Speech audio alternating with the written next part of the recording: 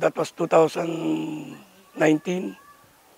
Nung nagsimula yung negosasyon, patawag, patuloy yung pag-aaral, plano. Tapos nung nagpandemya, natigil yung pag-uusap. Almost 1 year. Kaya kami, hindi na kami umaasa na magkakaroon yan. Tapos one day, tumawag uli ang PBSP.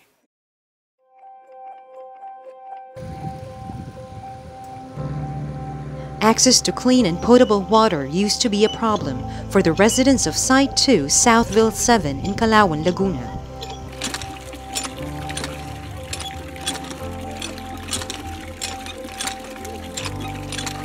Kami po ang kinauna-unahang pamilyang nilipat dito.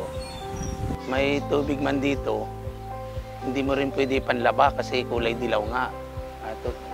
Kaya ang ginagawa namin, doon po kami sa paanan ng bundok, kada gabi nag-iigib.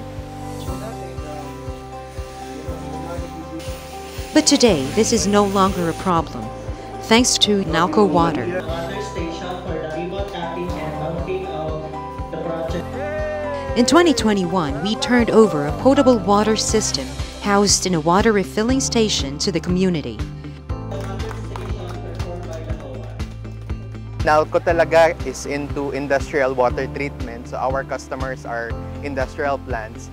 Pero I think it's a good opportunity na ma-extend yung expertise na yon sa mga communities na nangangailangan ng clean water. Sila po yung naging ka-partner namin sa pag-execute ng proyektong ito.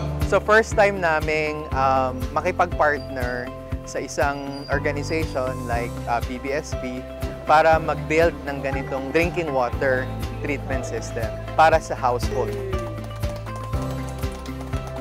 The water refilling station is equipped with water tanks and a filtration system that is guided by technology and expertise of Nalco Water. The project also provided training on facility maintenance and revenue management of the income generated from its sales. Napatunayan natin na sa pagtutulungan at sa tamang intensyon, magagawa natin yung mga proyektong gusto natin gawin. Parang swak na swak sa lengguwahe natin. Nalco comes with the expertise in water treatment. And then PBSP comes with the expertise naman in managing projects and also like handling these type of projects with communities. Maraming salamat sa inyo sa pagtanggap sa amin. Napakabaan niyo pong katrabaho. Yan ang pangarap namin sa lahat ng komunidad na aming pinapasok at tinutulungan. Yung kinikita ng water filling station ay nakakatulong sa buong komunidad. Tsaka payapa ng namin na malinis yung tubig na naiinom namin, hindi lang mga bata. Pati yung mga may edad na, malaking bagay yun. Kaya nung dumating itong water filling station ito ay hulog ng langit sa amin ng Matica Site 2. Kaya hanggang ngayon, hindi pa rin kami tumitigil ng pasasalamat ng mga nag-sponsor.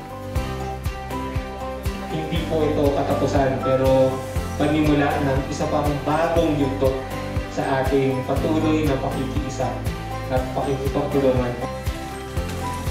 Natutuwa ako dahil sa nakita kong dedikasyon din ng grupo nila para alagaan yung project na ipinagkaloob namin sa kanila. Masaya kami sa kinalabasan ng project natin na ito.